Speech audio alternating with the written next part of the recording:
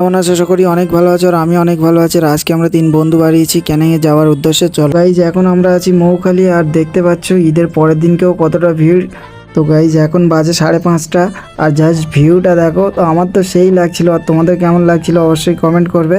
তো গাইজ এখানে শুনছিলাম ঈদের দিনকে একটা অ্যাক্সিডেন্ট হয়েছে, তার জন্য পুলিশ কাকুরাও আগে গার্ড দিচ্ছিল আর আমরা যাচ্ছি আস্তে আস্তে। আর গাইজ তোমরা যারা আসবে একটু সাবধানে আসবে। আর এখানে এখন প্রচুর ভিড় হচ্ছে গাইজ, তো এতটা রিস্ক নেওয়াও ঠিক নয়, আমাদের সবসময় সেফটিতে থাকা উচিত।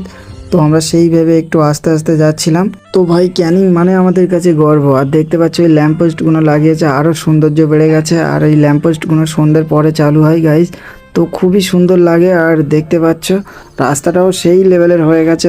বিকালের এই ঠান্ডা আবহাওয়া তো আমার খুবই ভালো লাগছিল, আর আমার বন্ধুটাও বলছিল তো খুবই ভালো লাগছে।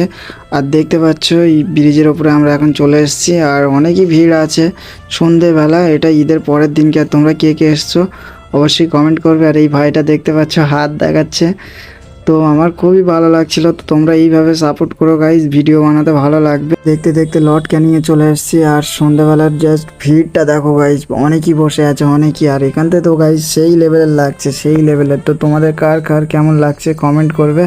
তো চলো দেখা হচ্ছে গাইজ নেক্সট ডে।